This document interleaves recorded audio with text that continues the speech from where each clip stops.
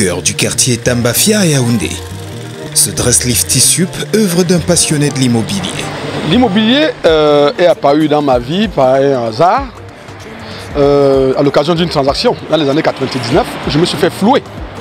Et à l'occasion d'une plainte dans un snack bar, j'ai eu le plaisir d'être interpellé par une dame qui m'a amené vers une transaction immobilière qui n'était pas non plus parfaite. Car le vendeur m'avait proposé une parcelle qui a été ensuite acquise par la maïture et il m'a déplacé sur un autre terrain qui n'était pas immatriculé. C'est ainsi que j'ai fait les frais de ce vendeur en l'accompagnant dans le suivi de son dossier. Question d'avoir ma part avec un titre foncier. J'étais dans le courrier à l'époque. Mais chemin faisant, je me suis intéressé à l'immobilier au point où en 2003, quand je suis parti de l'entreprise qui faisait le courrier, je me suis intéressé à l'immobilier car à la fin, il m'avait confié la vente de ces parcelles en même temps que la sécurisation juridique. Du coup, j'ai découvert que c'est un secteur porteur. Mais sauf qu'en ce moment-là, il n'était pas encore organisé. C'est alors que j'ai demandé l'agrément auprès du ministère de la ville de l'époque. On m'a répondu que le cadre réglementaire n'était pas en place, il n'y avait que deux décrets.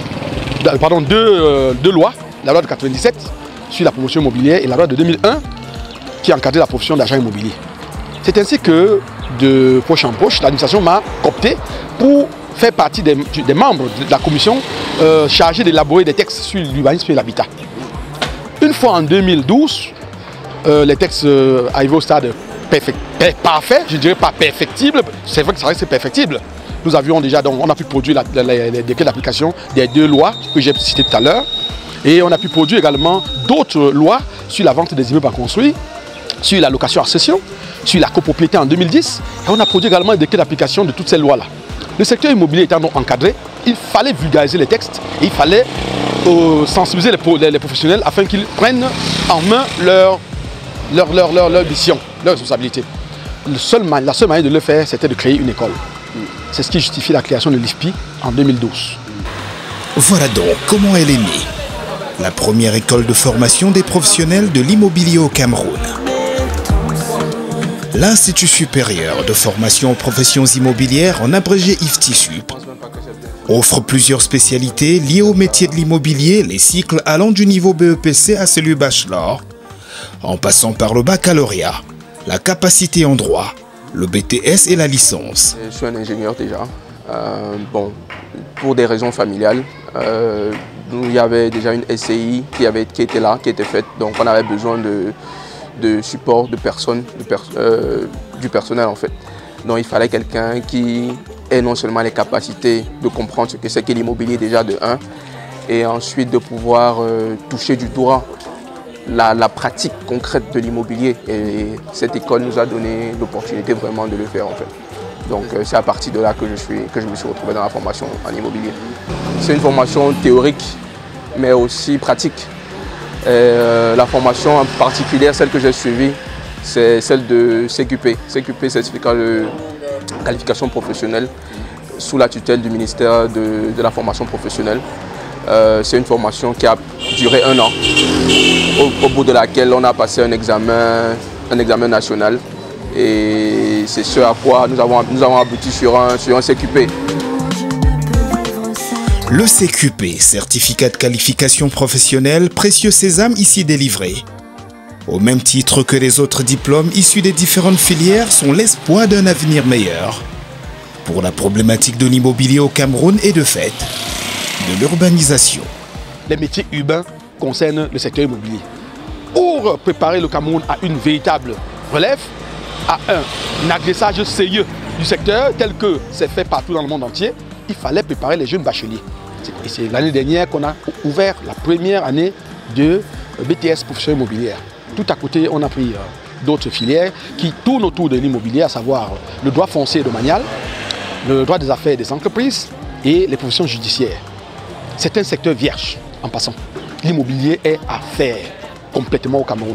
Nous n'avons pas encore des immeubles de hauteur de 25 étages au Cameroun. Non, on n'en a pas encore. Comment on fera pour les financer? Comment on fera pour les construire, pour les idéaliser? Il faut bien des professionnels. Il faut que des promoteurs immobiliers puissent détecter le besoin du marché, qui puissent, n'est-ce pas, proposer des solutions qui vont permettre de résorber le déficit de logement qu'on a aujourd'hui au Cameroun. Il est important que l'on puisse agresser cette question fondamentale de façon efficace. C'est notre mission. Une mission ici rendue possible grâce à un corps enseignant bien outillé, mais surtout très passionné. Beaucoup de parents ne comprennent pas jusqu'ici la nécessité qu'il y a vraiment d'orienter les enfants sur l'immobilier. Parce qu'aujourd'hui, qu'on le veuille ou pas, l'immobilier, c'est un domaine porteur. S'ils veulent devenir des grands hommes demain, moi je les encourage davantage à tout faire pour pouvoir maîtriser ce dont ils sont venus apprendre, l'immobilier. À partir de mon recrutement ici, en réalité, j'ai même pris la décision, moi aussi, si Dieu me le permet, d'orienter mes enfants pour la filière en question. Nous avons formé ainsi des syndics de copropriété qui sont aujourd'hui utilisés par l'État dans le cadre de la gestion des cités de Banga Bakoko et d'Olembe. C'est nos produits qui le font aujourd'hui. Donc du coup, après cela, nous avons formé les promoteurs immobiliers, des agents immobiliers qui sont sur le marché. Nous avons même formé des experts immobiliers qui ont créé la Chambre nationale des experts immobiliers du Cameroun. C'est nos produits. L'immobilier est un métier, l'immobilier est tellement immense. L'immobilier comporte tellement d'activités. Elles sont nombreuses activités qu'on retrouve dans le secteur de l'immobilier. Donc si quelqu'un est vraiment intéressé de se former en immobilier, je ne pense pas qu'il y ait 2 écoles au Cameroun présentement. Ça, c'est la seule école. Donc si vous voulez avoir la formation qu'il faut, qui va allier théorie et pratique, il n'y a pas 2 endroits, c'est l'IFPI. C'est le meilleur endroit pour vous former en immobilier au Cameroun. Les parents tardent à comprendre. Peut-être parce que le marché a été longtemps infesté par des personnes inexpertes. Mais il est temps qu'ils se rendent compte, comme pour eux-mêmes, chacun aspire à mettre son argent dans le secteur immobilier. Soit on a acheté une portion de terrain et qu'on garde pour que ça se valorise et qu'on vende plus tard, ou alors on a conçu une maison à mettre en location pour tirer des revenus lors de sa période de retraite.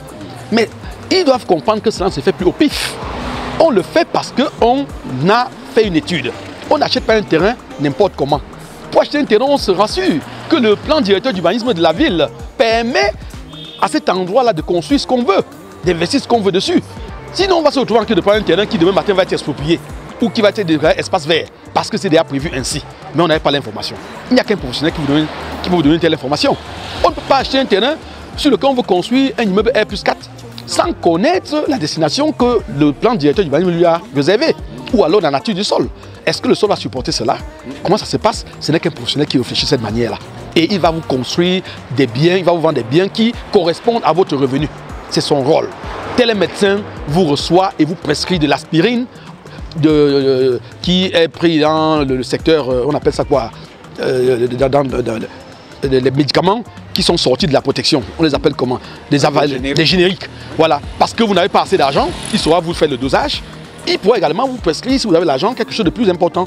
Mais seulement, on dit qu'en matière immobilière, le professionnel qui sort de l'IFPI est capable d'analyser son marché, tant du côté de besoin que de la production, et mettre à disposition du marché ce dont il a besoin. Le marché est vaste et on ne forme pas les gens pour travailler au Cameroun. Non, nous sommes sur le standard international. Nos produits peuvent travailler en Afrique du Sud, en France, aux États-Unis, sans problème, car ils ont le même langage. Voilà ce que nous voulons dire pour conclure. Et nous de dire bon vent à l'IFTI Sup de Yaoundé et Tambafia pour un Cameroun plus urbanisé.